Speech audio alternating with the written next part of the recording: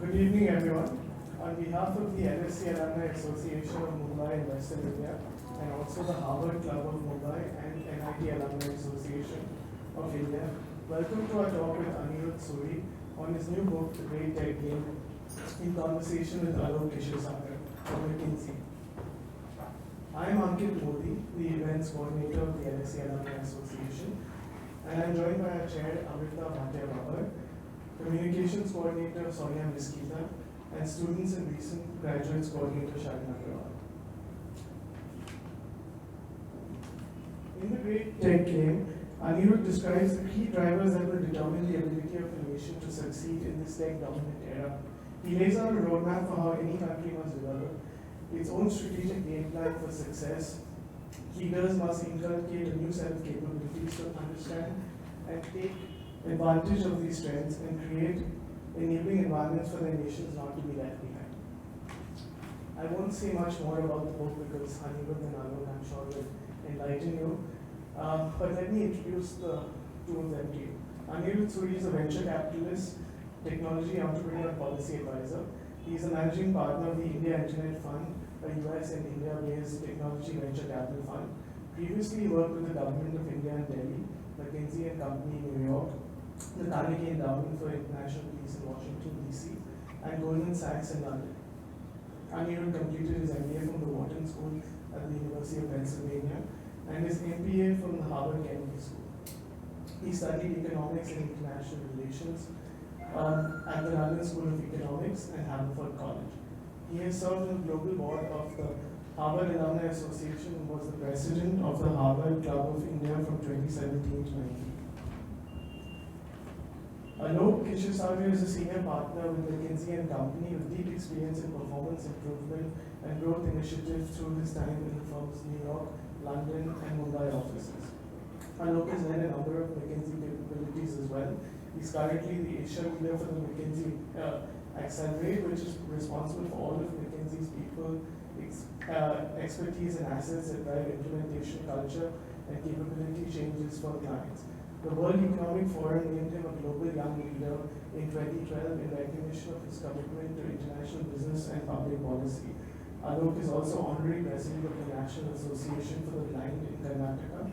He serves on the board of PRS Legislative Research and is one of the next-gen leaders for the Indian School of Business. He's on the advisory board of the Angan Trust, Wildlife Conservation Trust, and the United World College's National Committee for India. Alok received his postgraduate degree in politics and economics from Oxford University, where he was an Inland Scholar. He has a bachelor's degree in economics from St. Xavier's College, Mumbai. Lastly, I would like to thank the ones who are responsible for hosting us in this wonderful venue. Our workspace partner, Meetings and Offices, is India's preeminent flex space aggregator, finding clients the best fit office space solutions at zero cost across 45 plus cities from 2015. And our venue partner is Dextrus, a premium shared workspace that offers flexibility and ensures that you make the most of your working environment. Please note that tea and coffee and refreshments are being served in the back.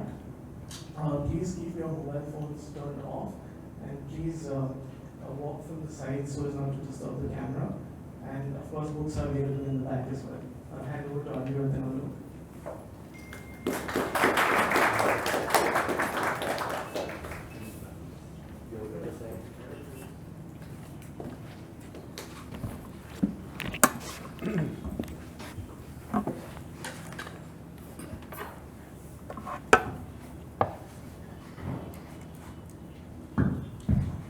Ankit, thank you very much.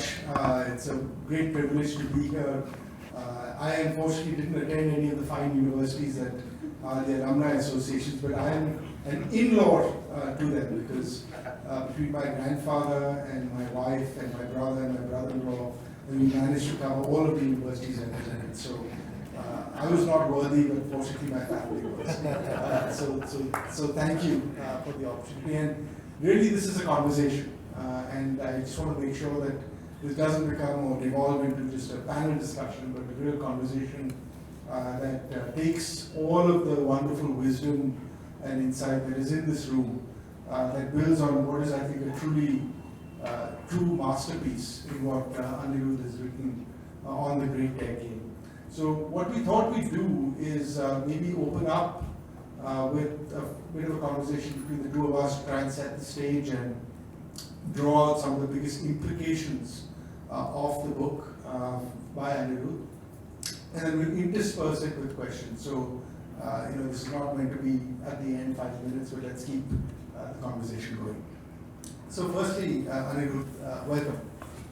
First of all, I want to ask you, what do you think of Oxford? Everything else is the other place. So.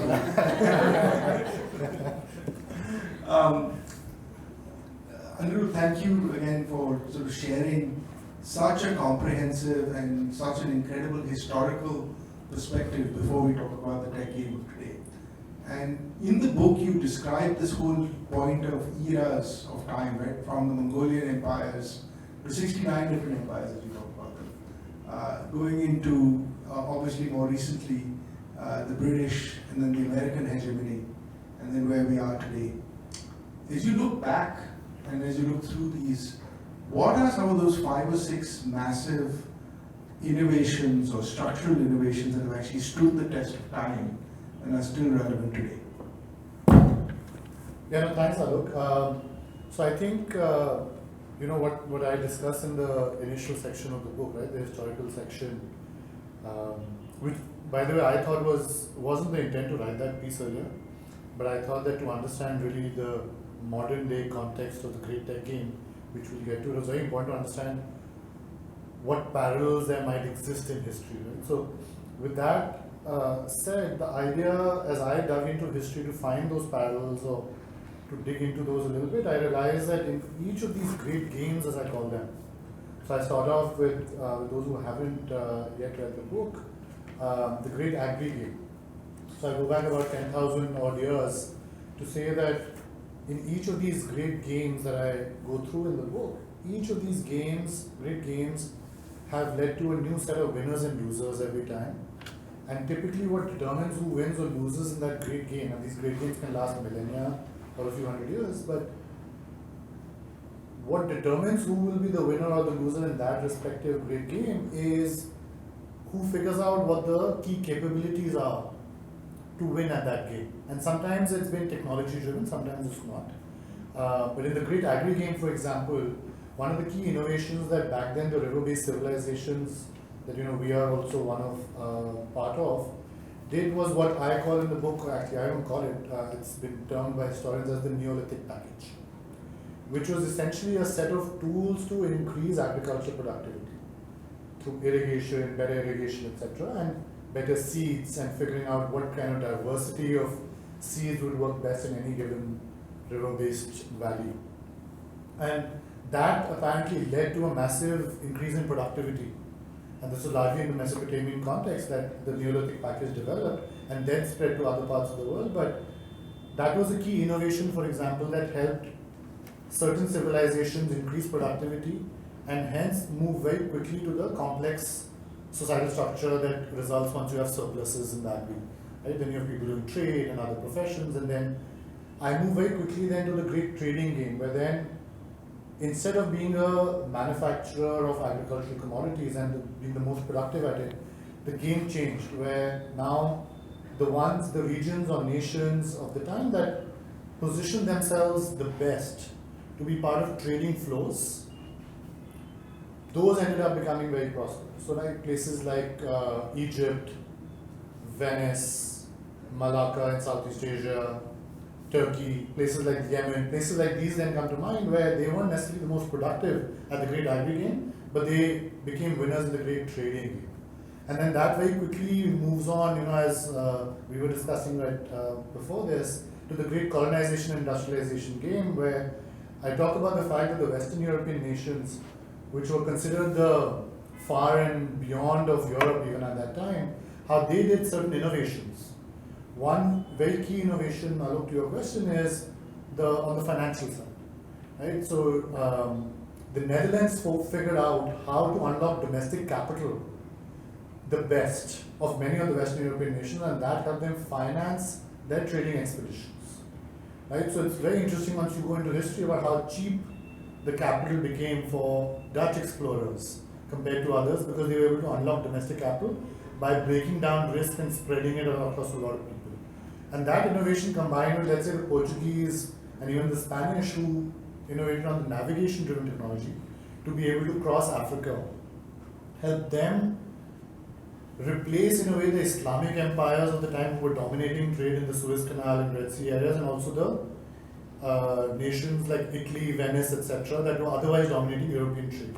Right? So in each of these eras, you see that nations or regions that have won have figured out what is required to win in that game, not necessarily the previous one, and then have built the capabilities and they have then benefited as a result. Right? And so of course then there are parallels to today's great tech game also that I talk about, but that we'll get into.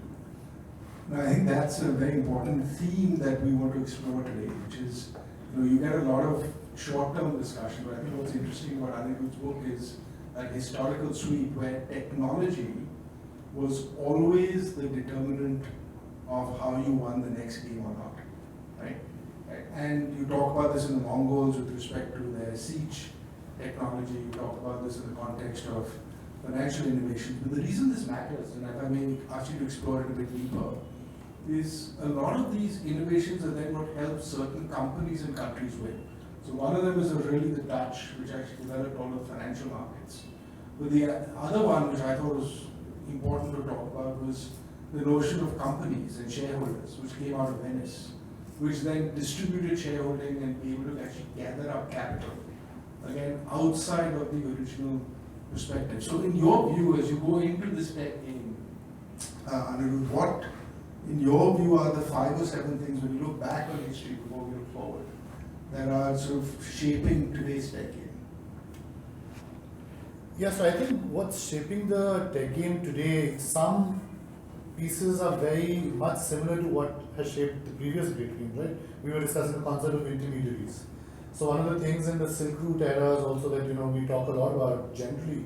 One of the key things that these trading nations were doing, they were becoming the intermediaries between, let's say, East Asia, China, etc., and Europe, right? And there's a very interesting anecdote in the book that I also talk about how the Romans never knew how silk, and some of you might know this, they didn't know what silk was and how silk was made, etc., right? So there was this idea that intermediaries were blocking, in a way, even though they were enabling, but they were blocking this flow of information. And I draw parallels to today. Today, some of our biggest big tech firms are in fact intermediaries, right?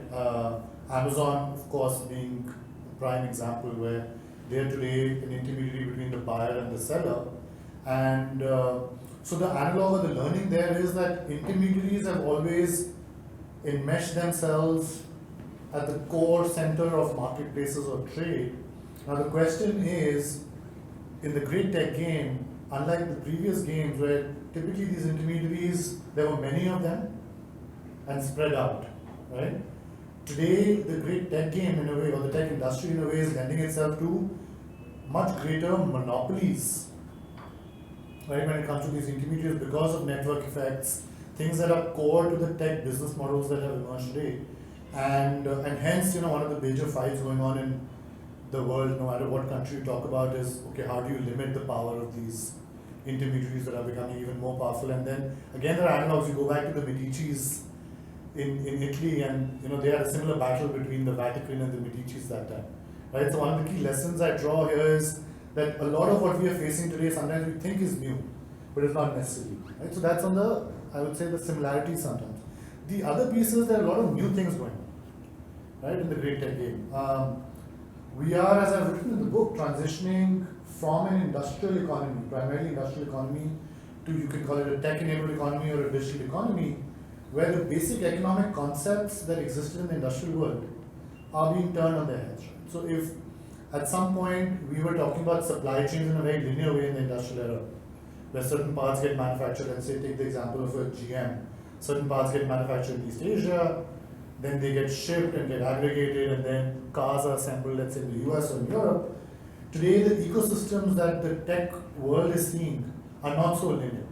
So I've put in a graph, interesting graph that maps out Facebook's ecosystem and draws a contrast to GM's ecosystem or GM's supply chain. And you'll find that the Facebook ecosystem is completely different, right? They are not as dependent on a linear supply chain. They in fact control much of the input, much of the output, and hence the economic implication of this is that fewer players will be able to benefit from this larger tech ecosystem because companies like Facebook, as we're discussing this now, are trying to actually extract much more of the value in that ecosystem than in a traditional industrial model where still much of the value is distributed amongst various players in the supply chain. Right? So there's many such, I think, differences and similarities that I've tried to at least touch upon.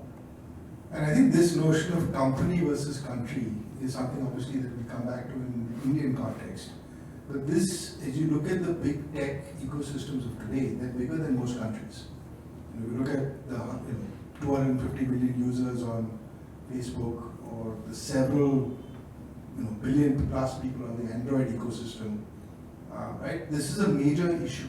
It's a major issue. I'm not saying it's a good or bad one, but our traditional ways of governing policies or managing supply chains, or trade relations, right? Whether through the GATT system and the WTO on the trade side, or through national free trade agreements or otherwise, this all breaks down when you're primarily operating in a sort of a digital ecosystem with one that is as controlled. And therefore, you see today some of the challenges in the way in which, for example, the European conflicts with Google and Facebook in terms of regulation, or the issue that you talk about in the book as well on the Google challenge in Australia, is, I think, of early sign that the conflicts between company and country is a much bigger deal than perhaps even country to country. And I don't think we have spent enough time thinking about that. You see that also in India, where, if you look at, the role of Amazon, it's not clear as to how much of a net benefit it has been to small businesses and others in this country. And therefore, if you now look at ONDC or other indigenous marketplaces and networks, to what extent are they going to be able to create a differentiated ecosystem versus others? So I just want to bring this up to this group, and we'll talk about this in the Q&A as well. But this whole notion of company versus country is not something we have actually had to confront. When the company is got $1 trillion plus market cap or $2 trillion market cap, right, and their ability to therefore swamp what an individual country can do is remarkable because they've captured consumers.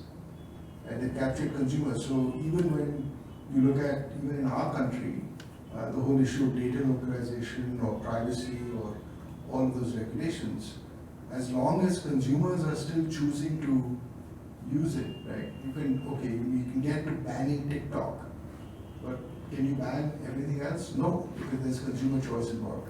So I guess, Anirudh, in that context, we just dig a bit deeper into this tech game aspect of company versus country. Sure. And what are your perspectives on that? So I call it a tug of war, right? And I don't see it as a one-stage battle, right? It's a bit like a game of chess, or you pick your favorites on a multiplayer, multi-stage game. And I call it tug of war because I also believe that it's not so clear to me that only one will win forever or the other will lose forever. Right? It's a bit of a tug of war where I think the pendulum will swing a little bit this way and the other, where certain times governments will actually exert much more control, be able to leverage the tools of power that any state today has, and the big tech firms will retreat in a little sort of in a way. But then I also do want that even though recent episodes, right, whether in Australia, in Europe, even in the US, where the big tech firms are saying, hey, listen, regulate us.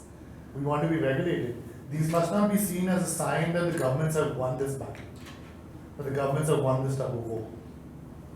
My view is that this is one of those multi-stage games where this will continue for the foreseeable few decades because these big tech firms are not going away. They also, I think, are understanding that there is a time and place to choose their battles. They don't want to battle it out with the government on everything. And I think that they're also realizing that I haven't written about this in the book, but as I conceptualize it, I believe that there's a triangle of interests going on, which is the citizens or the consumers that you were talking about. There's the big tech firms or the company, and then there's the state or the country, right? And my worry as an outside in thinker is that if any of these two nodes of this triangle get too close to each other, right? So if tomorrow big tech firms build an alliance with governments, where they say we'll scratch your back, you scratch ours. And there's a lot of complementarity, by the way, right? Big tech firms world over can help governments in many ways, some for good, some for not so good purposes. Then I think the citizens or the third node loses. Similarly, I think if citizen governments get together to say, hey, listen, let's just reject a lot of the big tech firms or their products and their services, then I think we as a society lose, because of course these products have something to offer in making our lives more efficient, our economies more efficient. So my own view is that we should really as a country and as a world seek to balance sort of this triangle, where no one node in this triangle becomes overpowerful, right? And in a way, whatever pieces of commonality or middle ground citizens can find with big tech firms, right, in boosting transparency vis-a-vis governments, I think that's a good thing. Wherever citizens and governments can get together to make sure that big tech firms do not misuse some of the power that they have or the data that they sit on today, I think that's a good thing as well. Similarly, as citizens, we must be very watchful that big tech firms and governments don't actually become bedfellows in a way that our liberties, our privacy, our values get trampled upon. That's one. The other interesting piece I've written about in the book in the context of this particular battle between big tech firms and the state is that a lot of leaders in the colonial or countries that were colonized, right? I have a chapter on district colonialism, right? The only analog that gets talked about when company versus country in a way went at each other is an East India Company example.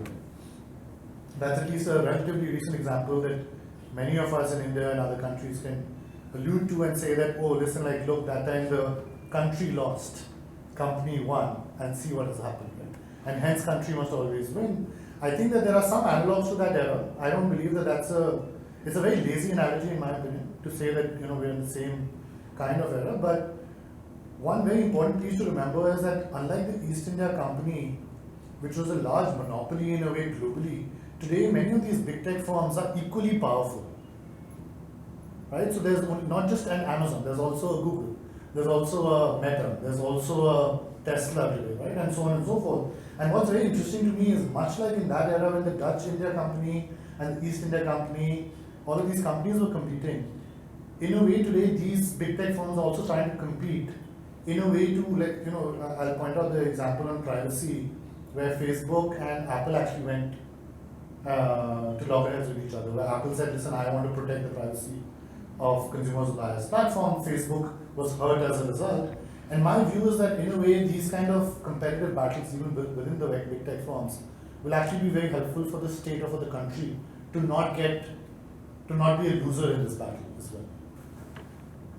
And I think that's part of the opportunities we move into the India aspect of this, which is how do we as a country create the right competition amongst the big techs to benefit our citizens and our development relative to each other. So I actually think that there's a very insightful point that you made, but I don't know that our policymakers yet think about it like this. And it's not a binary of the country versus the company, because the companies are very well funded. But actually, if you can get Facebook and Apple to fight each other on privacy, it's a better outcome for our country. Right? If you can get, so there's a lot of this is in how you play this so that they are, as if we're not fighting in a negative sense, but are battling it out, and then as a result, obviously creating better products, or safeguarding the interests of consumers in a much better way than if you were just trying to do unilateral regulation. Because I think the truth is that if it is on that triangle, I love that analogy, Anirudh, the truth is when big tech and government get too close, you've seen the impact on US elections, you've seen the impact, in many respects on Indian elections. That's not a good outcome. Right? That's not a good outcome for anybody. And therefore it is important to keep this competitive battle between these various tech giants alive. And Australia, by the way, did that really well. I talked about the book, I think you mentioned, alluded to it. Australia played that in a way where, I don't know if many of you are familiar with this, but about a year or two ago, Australian government tried to get Google and other platforms like that to pay news publishers a share, and some big tech firms said we will withdraw, right? And immediately Bing came in, Microsoft Bing came in and said, listen, if any of our competitors is willing to withdraw from your country, we will step in. And as a result, exactly what you were mentioning, Google came back in and said, no, we're not leaving. Because ultimately that competitive spirit drives them as much as any other company in history. So I'm going to now move on to talking about the next generation of aspects around the metaverse and AI and things like that, as we've now covered the historical perspective. But let me open it up and ask any questions or comments. Please. A comment and a question. So in the olden days, your location determined your success, entry port or access to the world. And today now it's become a borderless world. I mean, in bunkers in Arizona, you can be fighting, Afghanistan. Someone gives you the command. So it's actually the onus on governments to create a better ecosystem. So what would you say? You are trying to say company versus government. I would say the government should take the steps to promote this new phenomena which is occurring. Absolutely right. I mean, of course, governments have an enabling role to play, right? But I think But they don't. They want to control. Their mentality is to control. No, that's right. So I agree with you that I think that when it comes to the battle between big tech versus state, right, or company versus country, as Alok, you framed it, ultimately it's a battle for control, right, and influence, and power, and wealth, right? And so we should be clear that that's the battle that's going on. And I think that ultimately, I will still go back to the, point that Alok also made, that it's actually not necessarily one or the other. Right? You can't say that the government has to do everything, because we've seen how that plays out also, right? So I think the key is in finding the balance.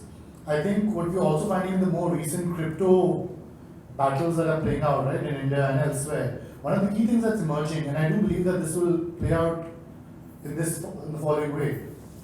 The governments around the world will identify certain functions that they will hold holy, right? What they call sovereign functions. Governments around the world will figure out what those sovereign functions are that they don't want to give up control of. For example, India has come out very clearly and said cryptocurrency is stepping on a key sovereign function of the Indian government, which is currency, right? So there we will not actually give up control, we will not give up supervision, we will not give up the monopoly of issuing currency, right? Similarly on national security. So you see the privacy debates are largely around national security. National security is again a key sovereign function. I think that on key sovereign functions, I can still understand that actually the government must retain some element of control, supervision, and so on and so forth. I think the issue becomes when either governments are stepping into more commercial functions, which I believe ultimately corporates, entrepreneurs, companies are better positioned to service, and vice versa. When big tech firms, see, I also write a very interesting history about Silicon Valley. Silicon Valley, the origins of it are very anti-government in the first place. The internet as a sort of infrastructure as a system is meant to decentralize, by which it means take away power from those who are centralizing it, which is typically governments or governmental institutions, right? So in a way, this is a tug of war over control, yes, but I think ultimately we have to find a balance, and it will not actually ultimately rely only on the government to create everything. But I do think that there has to be some sort of a clear split of roles for the two of these to survive and still flourish. Thank you. Please go ahead. Yeah. My question, Anirudh, is about country and company. Okay, when they actually work in tandem to colonize other places, like we have this digital Silk Route mechanism of China, right? And Huawei's network components are sort of donated to various, especially African countries. So, what's your perspective on that? In what way? Like perspective on what specifically about the digital? So, is it good for the world or something else? I mean, is it because it's a digital colonization in some sense, making those. So Hemant, I think we have to be very careful in saying it's digital colonialism. Because of course, there has to be a distinction drawn between businesses expanding globally, which there are many businesses from different countries of the world that are global in nature and that control the tech infrastructure of ours today. Right? So even if we do not have, let's say, the 5G infrastructure from a northern neighbor, we do have the digital and tech infrastructure from other countries. Right? Today we do not own, run, create, manage our own tech infrastructure, whether it's telecom or internet or other forms of tech infrastructure. So I think the question is, when does it become digital colonialism? When is that line drawn, right? And I've tried to give an analytical way of making the difference because it's very important, because otherwise, in India with such a dark colonial history, the moment you mention this term digital colonialism, your first instinct will be to drive those companies out. Right? As could be your instinct to say, no, the BRI, the digital groups, let's drive them out because these are digital colonial type entities. I think we have to be careful. It is not all business. So we have to be picky, we have to be selective. In a way, like what I was saying here, like we have to identify which pieces are risky, where whatever we have will become used only to the exclusive benefit of the other, right? Or largely the benefit of the other. To me, that kind of extractive relationship has to be avoided. And that's where policy, regulation, governments do have to step in and citizens have to step in. I also think we have to be very careful about, so I was talking to, during writing this book, I spoke to someone in Europe and they said, this time around, Anirudh, Europe is worried about getting colonized, right? And that really caught my attention. I asked, like, why? So they said exactly what you're saying, that yes, maybe during the colonial era, we were the colonial powers, but now we are at the risk of being colonized either from the west or the east. Our data, our consumers, all are being now controlled, dominated, and their data being used economically for the purposes by other firms. Which is why I think that we have to really study what benefits accrue to the home country or the consuming country from having a big tech firm. So I've put out 5 or 6 things. Is there employment being generated? Right? Is there trickle-down effects into other parts of your economy? Right? Is a lot of the capital taxes, like are the big tech firms paying taxes so that, let's say, a good functioning government can then build better tech infrastructure? Right? And there's again a problem around taxes because many of these big tech firms do not pay taxes in the developing countries. I have a table talking about that where the vast majority is still being paid in other countries. Right? Then there's that aspect of, is there R&D and tech development happening in your home country driven by some of the activities that the big tech firm is leading? I think this kind of comprehensive view of analyzing and evaluating whether a certain big tech firm is extractive or actually good for your country needs to be done. So it should not be a simplistic that, oh listen, this is a foreign company, this country is, let's say, not a geopolitical friend, and hence let's just block. Right? I think there has to be a little bit more of a smarter, sophisticated approach to evaluating. I also think it's important that we don't treat any other country as friend or foe at a surface level.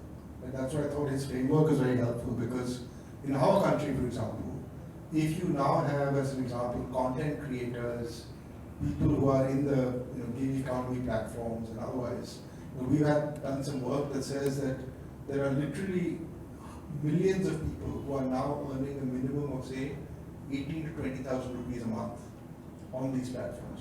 Right? Now, at about 20,000 rupees a month, in even a metro, you actually fundamentally move your income levels.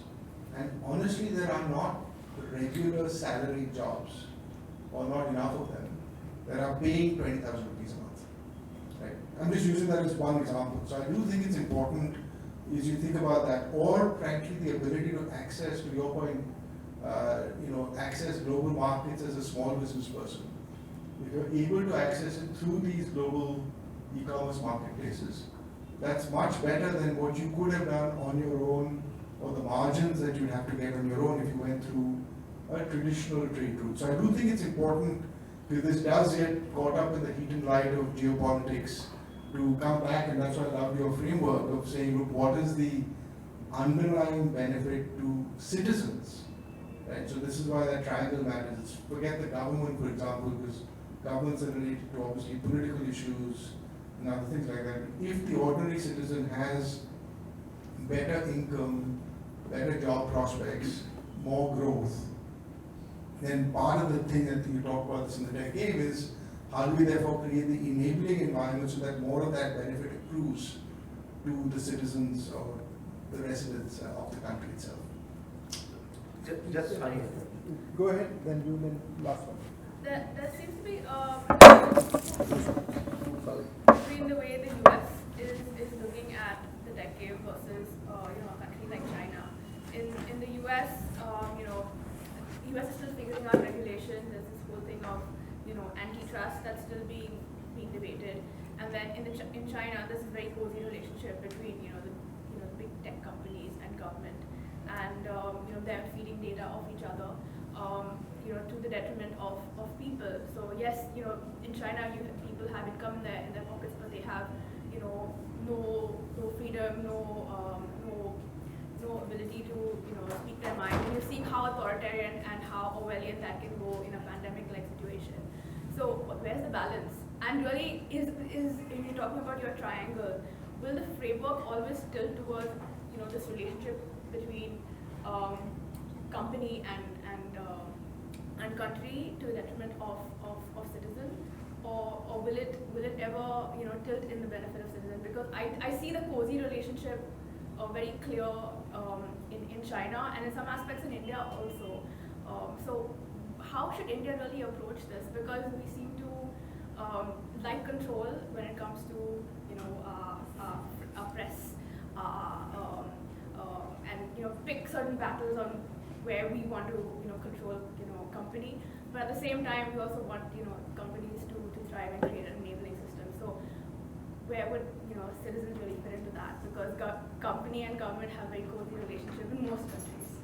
Yeah, thank you. Can I suggest we just get 2-3 comments and questions and you can address them? Just at the back. Yeah, Anirudh, my question is, lots of chaos are happening right now in the geopolitical level. And your subject specifically, the great tech game, how it can, country versus the corporates, so how it can stop the war. Is it possible to using this technology, the corporates versus the governments? Stopping the wars, not starting the war. They are good in starting the wars. Correct. Something else. Yeah. Then Mr. Jain, Right on. Yeah, please. Can you just send the mic here, please?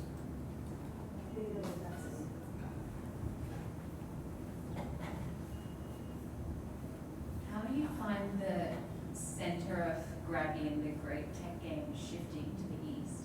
And is that following the center of gravity of the great content game? Like, where does content play a role? And content generation geopolitically? Yeah, so this for you, Alok, about technology causes disintermediation. So now you have Ola, Uber compared to the other cabs. So what is net benefit for the country? Have you done any research? Or even Amazon, which is being blocked, some retailers don't want Kirana stores to go out of business. So this disintermediation is good for the consumer. I get it cheaper, but it throws on other ecosystem of balance. If you have done any studies in India or elsewhere. Yeah, I'll come back to that. Anirudh, why don't you? Sorry, go ahead. It's related to this, and also given what you said that the conversation in Mumbai will be more about the economy as opposed to the government only. No, I think everyone is quite concerned about the way things are moving between this corporate and country aspect. And even for us, like the way we've gone, we're building these ecosystems. The UPCI and the NPCI and the UPI and the RuPay, and now we're doing the commerce thing. Like, how does that play out? Because you've got this very strong entity that's doing it supposedly for poorer people and whatnot, and to spread things. But then at the same time, you've also got, like, in a way, government, which we see right now, kind of bypassing traditional media, using social media, going, spreading their message in certain ways. And, sometimes, there's conflict because who will say no to what and where will they be able to draw the line? Why don't you comment holistically and back on? Yeah, let me pick up on this East versus the center of gravity question. I think there's a lot of talk about this being the Asian century, Indian century, Chinese century, so on and so forth. It's clear that the eastern part of the world, as a share of GDP, as a share of consumers, wealth, etc., is coming up, of course. Historically, again, this is a cycle, right? I do think that even though the consumer piece is picking up in the East, I think that it's very important for us to distinguish between whether we are becoming tech consumers only or also tech producers. Right? So the question really has to be, is the center of gravity also shifting on the production ownership of tech? Or is it only that the consumer base is now bigger here by virtue of a bigger population and generally rising GDP? I think that India, for example, in particular, we've emerged as obviously one of the fastest growing countries, big consumer market, big tech consumer market, one of the biggest smartphone user markets, etc. 100 unicorns. I think all of these things are things that we can tap ourselves on the back for, but pat ourselves on the back for. But ultimately, unless we start to build tech, right? I have a very interesting analogy in the book about even the undersea cables that link India to the other countries of the world.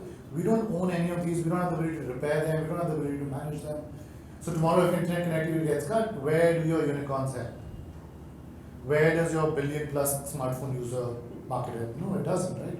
So you have to think a little bit holistically about whether the center of gravity is actually shifting on all aspects of this great tech game, right?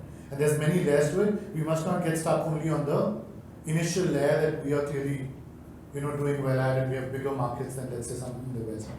I think, the war piece. See, if I had an answer, I don't. But I do think that tech will become a weapon for sure. It's already a weapon. It's very clearly already a weapon.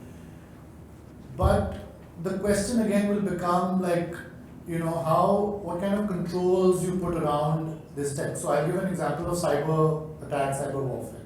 Today, unlike, let's say, nuclear warfare or even conventional warfare, there aren't any real functioning treaties in the world that define what constitutes war when it comes to cyber attacks. Right? There isn't.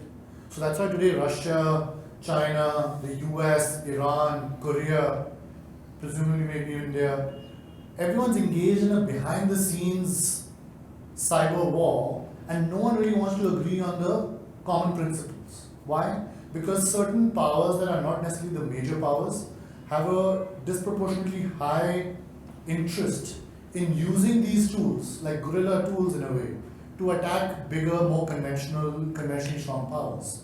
The conventionally strong powers also don't want limits, because on cyber they also happen to be very strong, right? But as a result, we are living in a little bit of a wild, wild west territory when it comes to cyber war, right? So when it comes to now stopping, let's say, cyber war, or at least making sure that cyber war doesn't completely go out of anyone's control, I do think that countries need to sit together, much like has happened in the case of nuclear weapons and so on and so forth, to come and sit together and agree on certain set of rules. That we will not actually take out power grids. We will not take out essential infrastructure in countries that will completely either destroy economies or citizens, right? So I think that's a very important piece to think about. I don't know how to end war broadly. I think that's a very deep. And I would just say on your question, I would separate out social media and other controls that you also talked about between company and country from our public digital infrastructure. Because actually our public digital infrastructure, to me at least, there are experts in the room, is a great equalizer. Right? So if you look at whether it's the UPI or what's now going to come in on Open with lending, or the loan service providers, or the link to the Universal Health ID, or ONDC, which will open up, to your question, a lot of small businesses to have access to electronic marketplaces.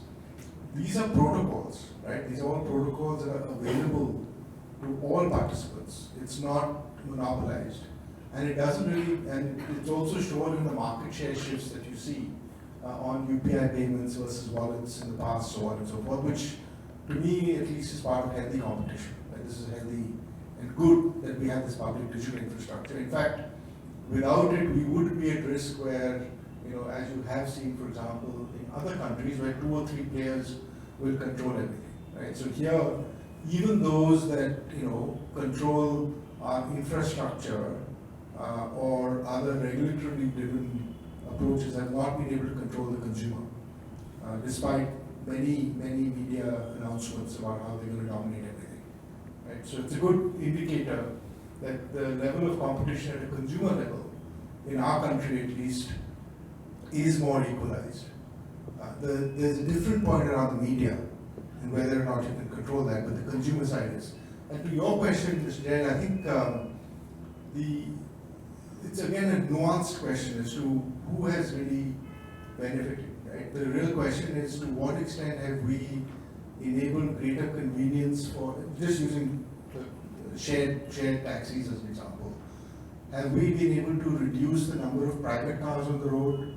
Have we been able to increase the convenience for people who are trying to get in and out of work? And have we created, call it 300, 400,000 jobs that are paying between 15 and 20,000 rupees? Right? I think of the 3 questions, the last one is true. We have not yet though reduced private cars on the road, but we'll have to see if we now move to more electric fleets, if we now move to a different congestion charging and other aspects like that, you could see that happening, but that has not yet happened.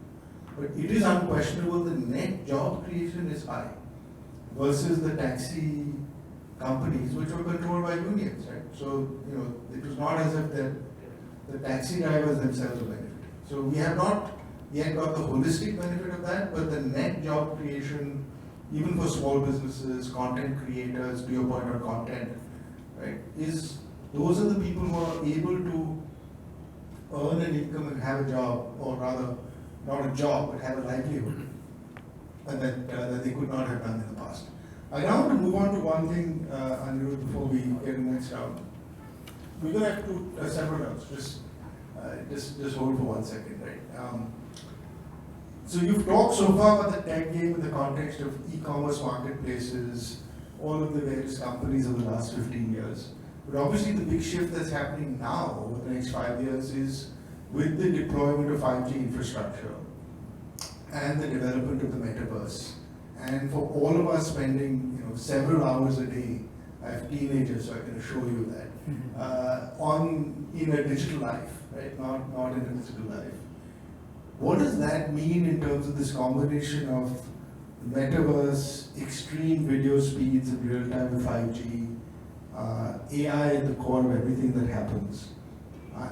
What does that mean in your view for the role of big tech giants versus smaller, nimble competitors? And similarly, just like you talked about cyber, will it mean a different set of countries that win in this era of the AI and metaverse versus the previous era of the e-commerce platforms?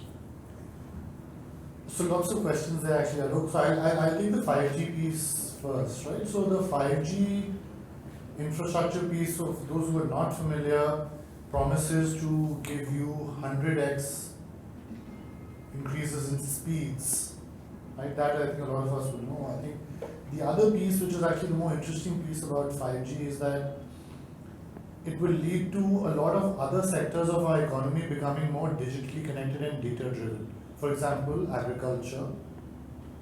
And I have an example in the book on this about tractors, right? So how 5G can enable tractors on a farm in, let's say, West UP to suddenly become part of a much larger connected system of systems where not just data from tractors from all over the country is potentially aggregated by someone and analyzed and then acted upon or commercialized, but also how that tractor is linked with the use of, let's say, fertilizers, with weather patterns, with, let's say, XYZ other pieces that we want to bring in, or XYZ other systems we want to bring in and link up, all of which will be enabled by 5G infrastructure, because now sensors that are tracking a lot more data points than today we are being able to track, now enable you to analyze and use this data for commercial, economic and other purposes. Right? So I think we have to think of that piece a lot more than just the 100x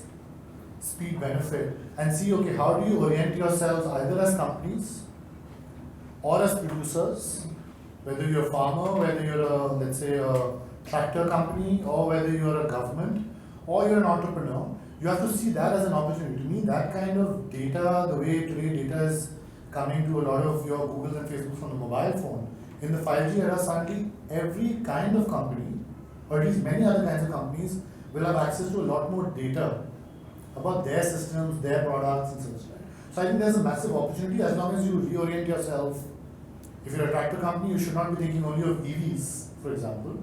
You should be thinking, what does the 5G world mean for a tractor manufacturer? Right? So there's an economic opportunity there. Whoever reorients and starts to play that game, in my view, will win. Now, I'll stick to 5G to explain also that, by the way, the 5G game has largely been won by certain players. The 5G infrastructure, the 5G equipment, the 5G sort of core components, right? There are already large established incumbents now in that space. Where in India is fighting now is, again, much like we did in telecom, on the services side. How to roll out 5G. So we'll have large telecom players that roll out 5G, much like we had large telecom players roll out 4G and 3G and 2G. I think the question for India becomes, when do we move beyond just the distribution of the tech, which is the services, and making sure there are 5G towers and 5G telephones available to everyone. When do we move to building that 5G equipment, 5G phones, and also innovating on our business models, as I mentioned on the tractor example? How do we get to leverage more of the value or the economic opportunity that gets created by these new technologies? Similarly for AI, similarly for, I would say, any other tech wave that comes, I've argued in the book that ultimately we should not be trying to catch up all the time. Right? So our semiconductor policy that has recently gone out, I think that's great, but in a way that's come 20 years, 30 years too late. Right? India was one of the first few countries back in the 80s to set up a semiconductor policy and labs, but we lost that game to Korea and Taiwan. So similarly on 5G, I think we're already lagging, but I think on whether it comes to AI, whether it comes to climate tech, as you and I were discussing, and other emerging waves of tech, we must actually have an eye on the future waves, not ban those, not over-regulate them, etc., because we're afraid of what that might bring, but rather actually see them as economic opportunities. And of course, still try to catch up on some of the waves we've lost on. Yeah, I think this is a very powerful theme for our country and the economic value of that. Being in Mumbai, we want to make sure there's real dhanda as well, right? It's not just about policy making. And I think there is an enormous point here around the value of data from sensors, leveraging our software and analytical talent to be able to build new business opportunities from that, and then from that, create global leaders in this from India, where it's not just consumers, as we've talked about, but also producers. And obviously, as a result of which, there's more income, more value for companies and citizens based in India. I have one last section I want to talk about, which is only about values and culture and the implications of that from this tech game, particularly as we live in this world. But I know there were some other questions as well, so we'll do one more round, please. So this is actually related to what you're just talking about. So you spoke about the political backlash against tech. Would you think in the future there'll be a religious and cultural backlash against tech as well? Okay, let's just keep going and getting a few questions, and then there's one more. One second. Hi. I wanted to focus a bit on the triangle as well because I really like the analogies around that. You mentioned, sorry, to maintain the synergy of the triangle, competition was key. And the regulator of the competition then, is it solely restricted to government? And if so, what happens if governmental interest is involved? Let's take those two and then we'll do another one. So, to your point about whether tech will create other kinds of backlash, yes. Right? I draw again, as you can tell, I love history, but I think history offers many lessons. Today, the kinds of inequality levels that we are at in the world are similar to the levels that was last seen in 1910, early part of the 20th century. That kind of economic inequality led to two things. One, it led to, of course, other reasons combined led to the world wars, but also led, capitalism was surging. So this kind of economic inequality led to massive socio-political and socio-economic movements in the form of communism and socialism, right? And that then combined with nationalism that was emerging as a response to the political domination that existed that time amongst colonies, and that created a lethal mix, right, as we saw in World War I, World War II. And then of course during the Cold War as well, like that was a continuation of the battle in my view that actually emanated from the economic inequality. Ultimately communism versus capitalism was largely a battle of how the gains were being shared in society, right? And so today we stand at a point where economic inequality is massive. You have $1 trillion+ companies and trillionaires being created soon, right? And that is unfathomable, right? Unfathomable. We don't understand what that even means. When in India, you have, as any political leader will also point out to you, we have people who are still living in, as I say, the great aggregate. You go into the agricultural parts of our country, you will find people still using the same fuel, same practices, same family structures as what exists in the great aggregate, right? So when you have this kind of disparity, of course socio-political backlash will happen. You will potentially see the kinds of leaders that you saw, like the Che Guevaras of the world, right? And the Stalins of the world potentially, of course. I think that's a very real risk. And we'll come to it, I think, in the values and societal section more, but I do think that that's a very real risk. We are not thinking enough about the longer term socio-economic and socio-political implications of this, right? Populism, in a way, to elections of certain leaders, is in a way a backlash towards this also. So the question is, where does this end? Will it actually end up in a massive global level battle, right? That's one. So your question about the triangle, will someone else be able to regulate? See, I think the only other part of the triangle that's usually the least powerful in a way is the citizens. Though technically in a democracy we are the most powerful, right? So the question is, when will we leverage our own power as citizens and be much more educated about what actually really matters? How many of us have read the data protection bill? Except for folks who are working on it.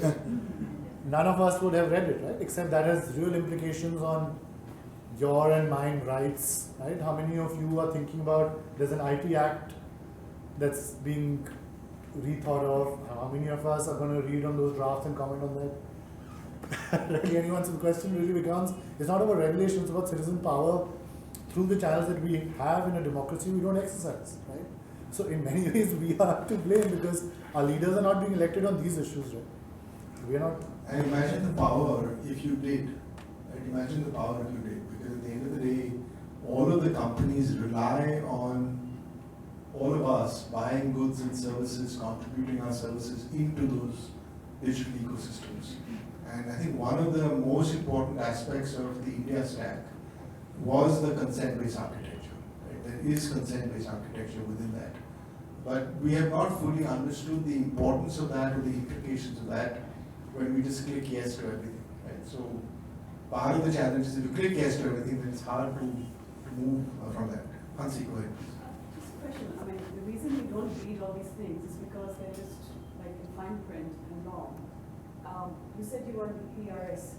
Could we do something like that for the citizens on everything? Like have the data bill and have the whatever IT bill available to us in one page, like a Wikipedia page or something, where we can just quickly read it. So I don't mind voting on something if I actually have the time to read it. Related to that is, I guess, if 5G makes it easy, I mean, I've never thought of the metaverse, I'm not a teenager, but I would love to consume more content.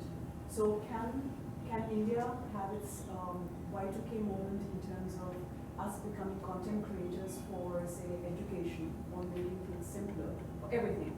We speak English, we write English, so we could, whether it's for education, whether it's the graphics that you use in documentaries, or whether it's things like this. I'm just saying, is an opportunity there for India to play a role there? I'll take the second one, right? I think the first one is a tough problem, right? I mean, when do things become simple enough for citizens to understand? I think there are people working on these issues from think tanks like Artha and PRS who've done a lot of that simplification, but I think the reality is, even if you had that one pager, the majority of this country will not read it. unless it becomes a politically hot issue and so on. So I'm not going to get into that, that's a very complex. I think on the 5G piece, yes, there's a massive economic opportunity for India to solve problems that are unique to India. And one of the things I write in the book, and this will be a good segue to our values conversation, is that we must think of tech as not shaping us only, right, in a unidirectional way. We must think the other way around, which is how will we shape tech, how will we use tech, how will we design tech to solve the problems that we want to solve for. We didn't want to solve for attention when we were given tech that takes all our attention away. Right? That's not the problem we were looking to solve as a country or as a world, right? So when it comes to India, I think there are clear problems that we as a country have to solve for. Inclusive growth, sustainable growth, as we were discussing earlier, Alok. We have to identify what problems we want to solve for as a country and how do we leverage tech for it.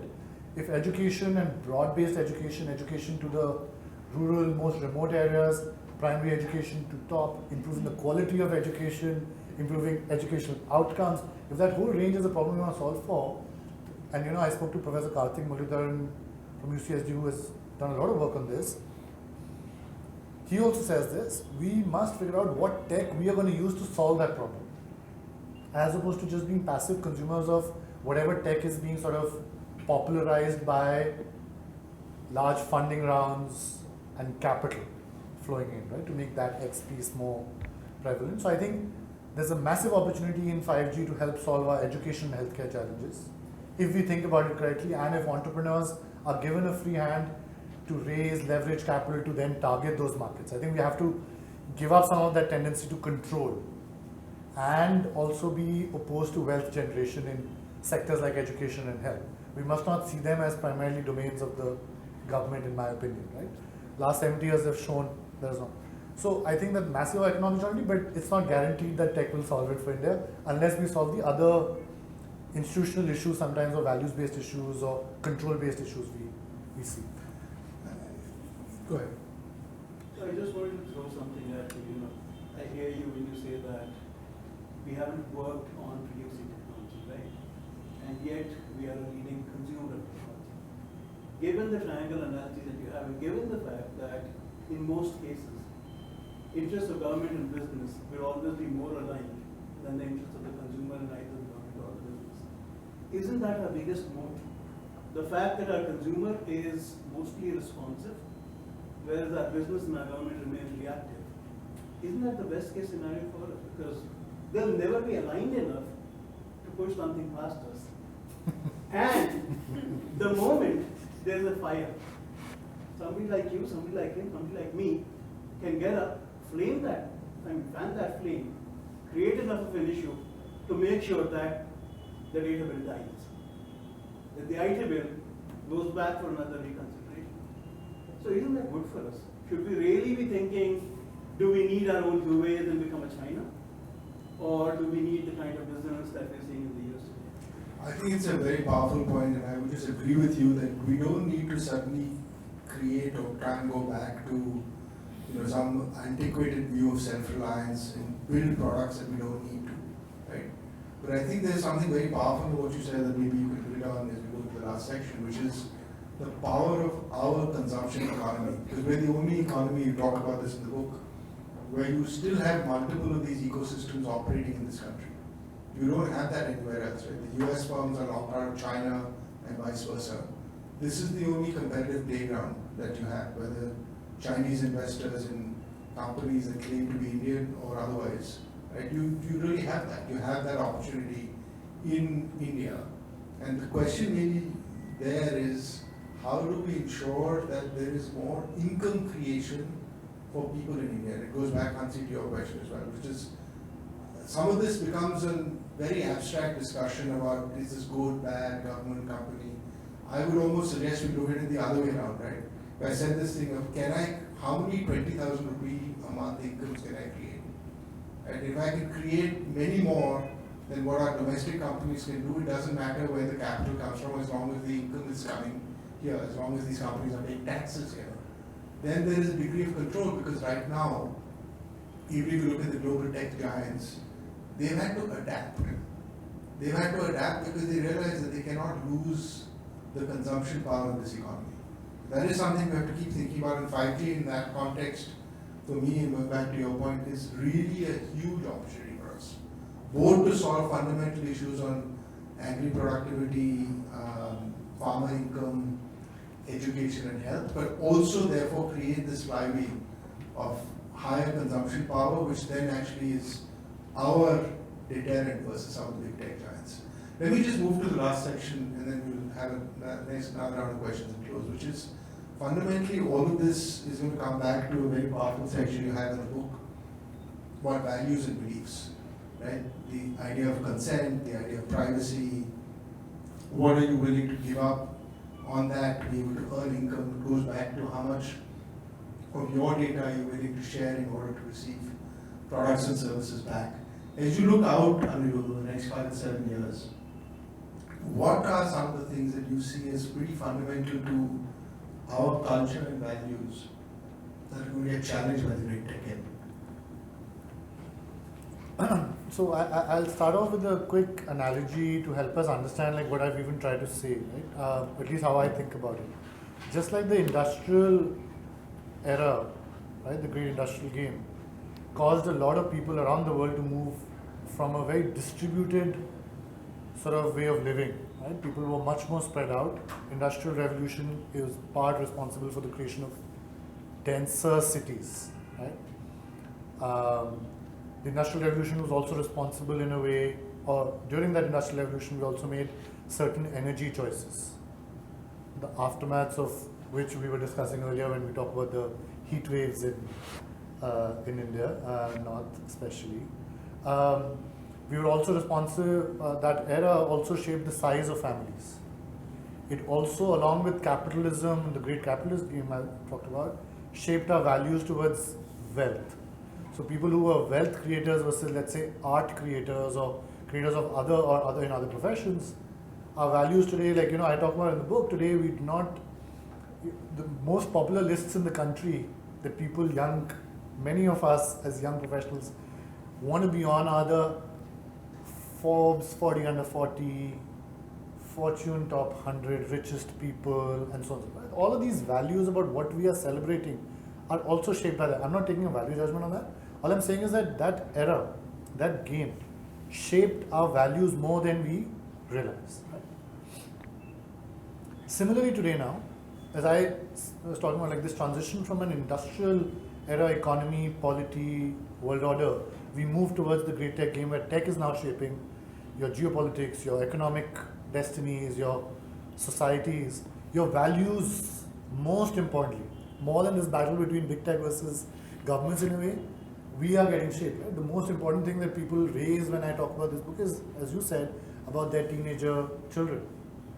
Values are changing, the way they're spending their time is changing, what they find valuable in their daily lives is changing. Right? They don't want to spend as much physical time with other friends. Right? For them, the metaverse or the digital. So the question is, have we as a society talked enough about what those value changes will look like? Even I don't actually know, right? I mean, I've just raised some of these questions that we must think very deeply about what those value changes are likely to be. We have early signs, right? And I'll give you an example of the kind of implications it will have. We've spoken about the attention deficit and all of that. We talk about it in the context of our children. I worry as much about our children in that context, attention deficit, but as much as about our leaders. Right? So in 30 years, when our leaders who've grown up on not treaties like War and Peace and Leo Tolstoy, right? I take this example in the book. Gandhi was reading War and Peace. That was shaping his worldviews. Today's leaders already, their worldviews are being shaped by Twitter. Right? 30 years down the line, imagine. So now, if our ability to deeply analyze, holistically analyze, study issues, where will diplomacy end up? Diplomacy is a game of patience and holistic thinking.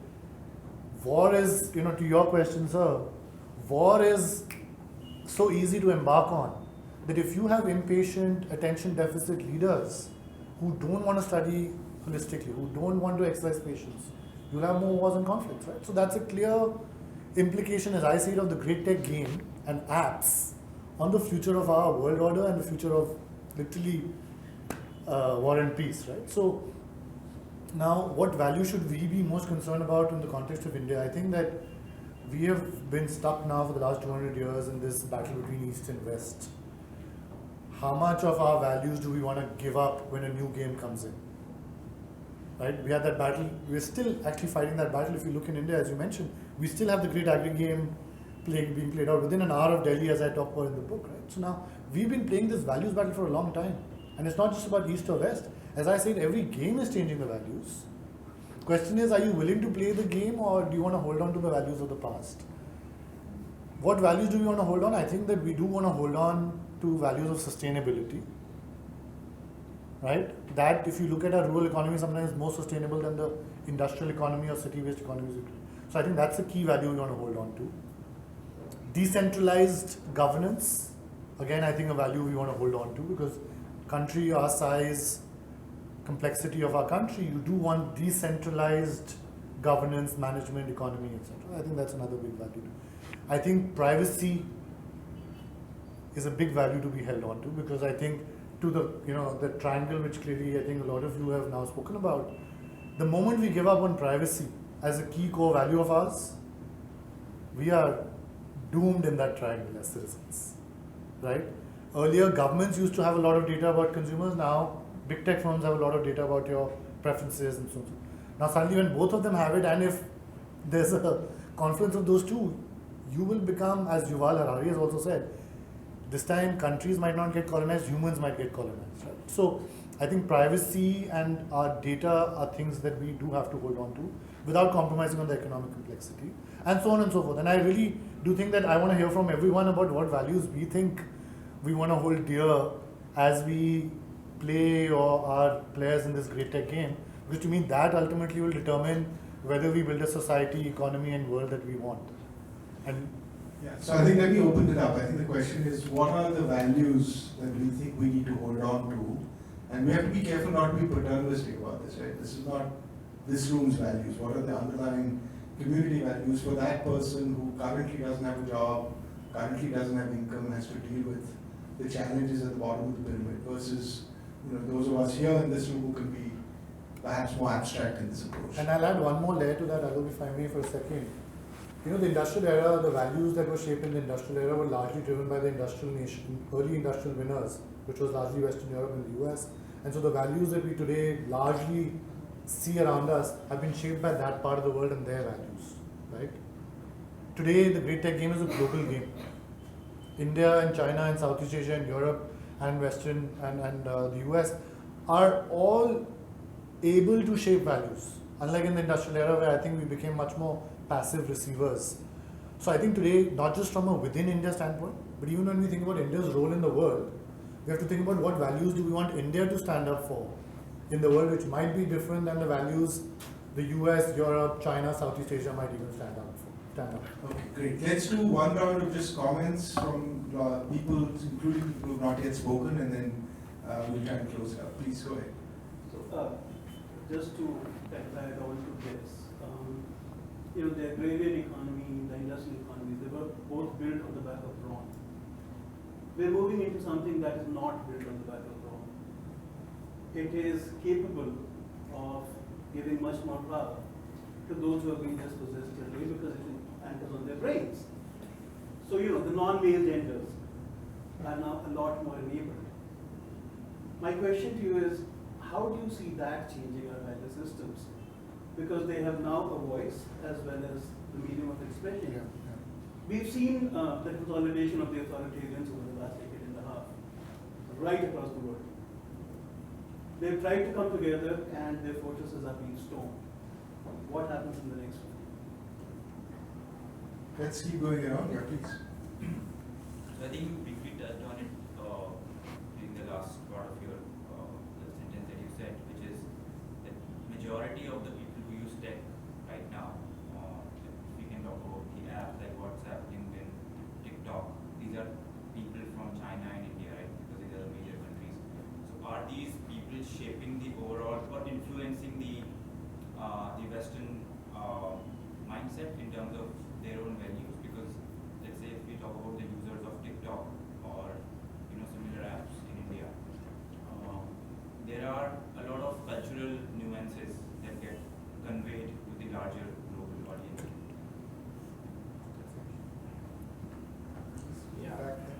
Go ahead, yeah, go ahead.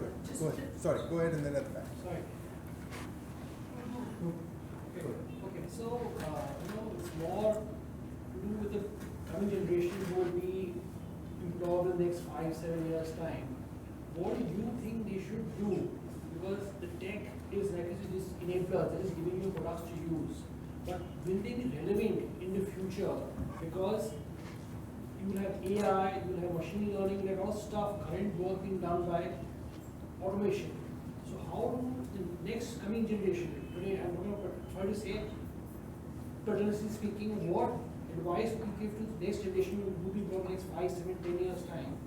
What skills would they develop on so they be relevant in the tech game in the coming future? Can I, Alok, address these three because my memory will fail.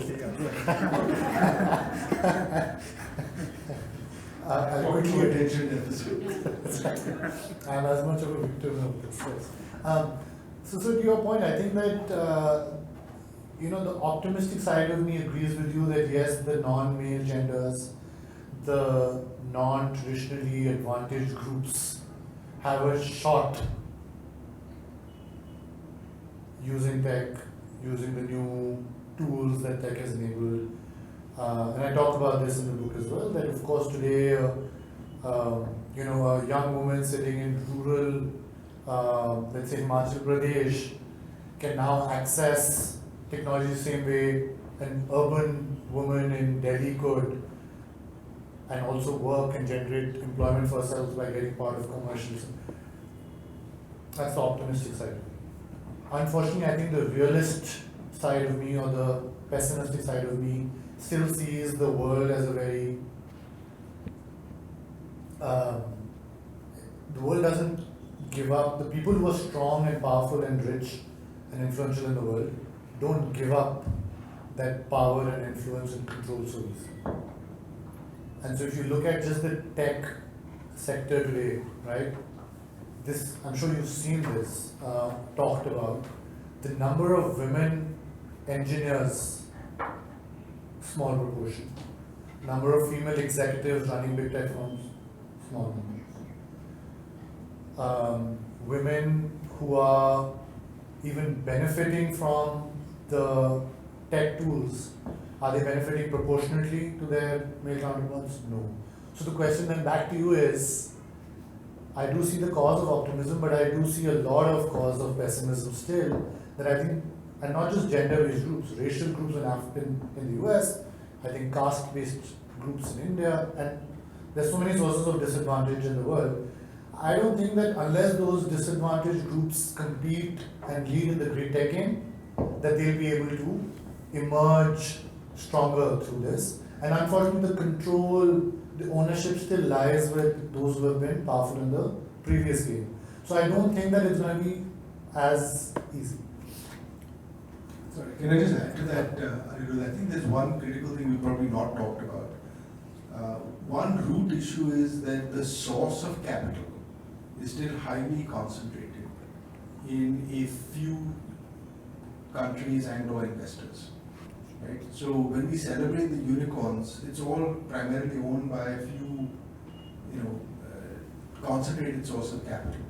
And so part of this great tech game, which I think we need to explore in India, is to what extent are we now creating a virtuous circle between consumers, producers, and capital that will then be in our interest. Because until you solve that, ultimately the capital is obviously going to seek returns for itself, and the pension funds or the others that are controlling their interests, not for any other reason. So that is a disconnect we have. Go ahead. I've forgotten the other two questions. The pension funds are owned by the members anyway, that's not a bad thing. I think a bigger value that we should think about is, can we do estate taxes all over the world so that rich don't become richer? So that everyone starts from scratch at birth, just like we have to learn language, we have to grow. Similarly, we have to start wealth from scratch. That I would Can you just quickly remind me of the No, two? I was asking you, how does the next generation relevant in the tech? Correct. What skills do they want to develop? And yours was? How does Indian values and culture influence the larger? Correct, that's right. So I think that's a great question, by the way. And even I haven't given much thought to it, to be honest, about how will, by virtue of products from the eastern part of the world, let's say, shape the values of the rest of the world. I think that's to be seen. I'm not really sure. I think to your point, Alok, if we do build out, let's say, the India stack and the digital public infrastructure of India becomes global, I think just by virtue of the fact that we are building consent-based architecture, the fact that we are building a public commons where concentration of capital, tech and wealth is not the value we are adhering to, I think if that kind of thing happens, then I think that will be one of the values that will get strongly sort of maybe spread out. I'll give a quick analogy. You know, the Indian Ocean region historically, and I talked about this book, I just want to highlight this, goes to your question about values. The Indian Ocean region, when it was part of this great trading game, was never seen by the players in that Indian Ocean region, Africa, Middle East and India, Indonesia, etc., as a region that needed to be dominated or monopolized. It was almost like everyone gets a share. It was largely later that this idea of monopolizing that region and trade came about. And you know what region it came from. So today when India bats for a multipolar world, you know, you'll have actually the Foreign Minister of India hark back to the Indian Ocean as an example. That listen, the Indian Ocean was always meant for everyone, not for one or two. Right? So I think that kind of set of values, if they do get propagated through our products, through our companies, through our people, I think that'd be great.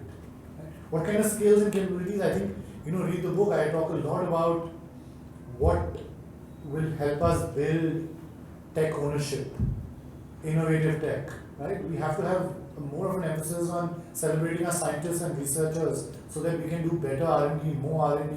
Look, you and I were discussing this. Today we only value the entrepreneur and the capitalist. That goes back to compensation, right? How much I'm rewarding. That's right, that's right. But also values, by the way, right? I mean, I mean, money attracts no money. Capitalism is just. I was at an event at IIT Delhi recently, and you know, I was talking with a fellow entrepreneur. The moment that fellow entrepreneur said, and we've been having an hour-long discussion about various things like today, the moment my friend announced that he had just raised a $120 million round, the whole auditorium clapped. I'm not blaming anyone, I'm just saying that, to your point, we are valuing money and only at a certain domain, but we are not valuing research and scientists. Ultimately, that's what has led, by the way, the US to accumulate the kind of capital tech it has.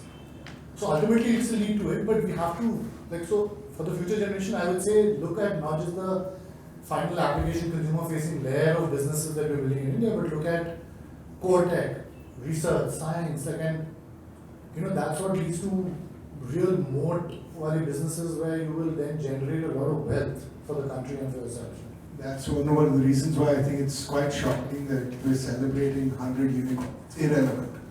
It's absolutely irrelevant because most of them don't make money, are unlikely to ever make money, and therefore not be sustainable relative to many other aspects that you could commercialize.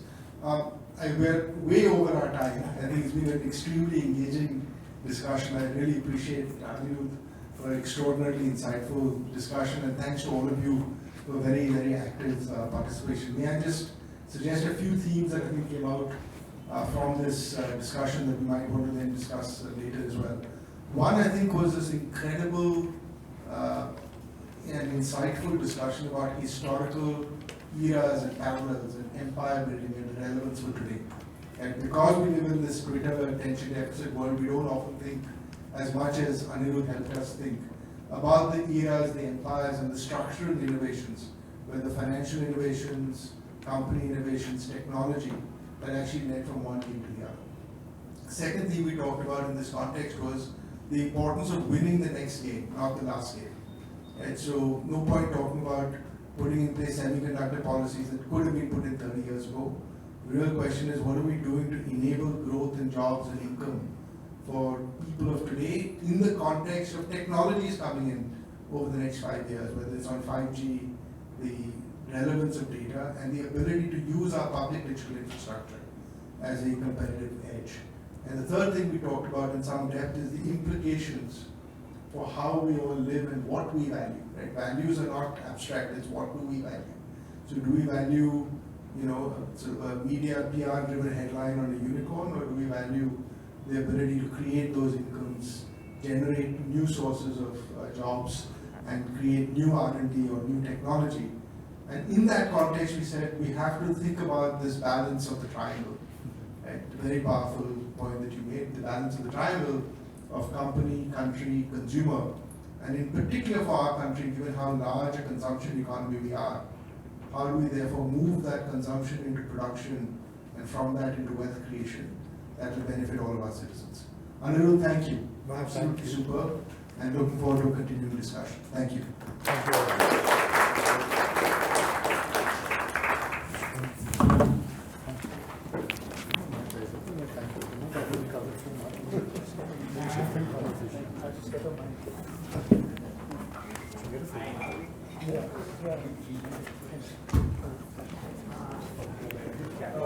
Hi everyone, Sharan Gurwal.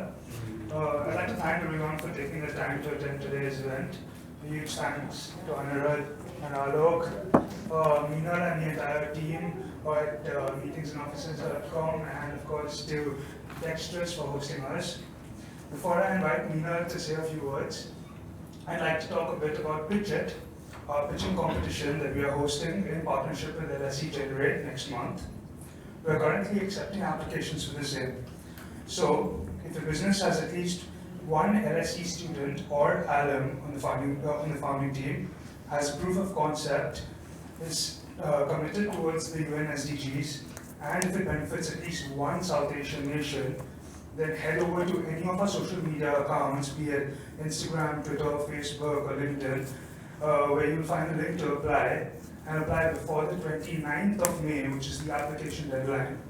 The winner will receive £1,000 in prize money and will be fast-tracked to the final of the September funding competition of LSE Generate, with a chance to win up to £20,000, a startup visa, and access to a mentor.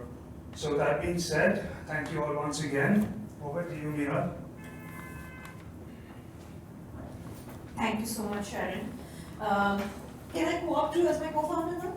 Yeah, and then I'm coming for Pitch It. Thank you so much, and thank you guys. I didn't realize I was coming for such an insightful session, and I'm just lucky that Sharon approached us to find you the right kind of event space, and thank you for bearing with us. And I would actually like to thank the venue partners. We are just an aggregator and asset-light tech-enabled platform which is hoping to bring more benefit and control to the consumers, but it's actually Dextrus that owns this beautiful place, and thank you for being nice enough to host this event. Good job. No, I'm not gonna, I don't need the mic.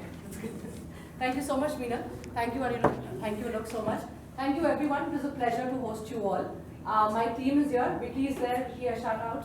Ashna is here. We'll encourage everyone to have a look around. It's a gorgeous office. We're in the world of hybrid working environment, and at any point of time, you find yourself looking for a day pass, looking for meeting room spaces, we're all here to host you. And thank you again. Thank you so much. Just a small token of appreciation. I think it was a very insightful conversation. Just a small thank you. No. I can give to either of you. Thank you so much. Thank you. Some tea, coffee, and snacks for everyone. Please enjoy the event.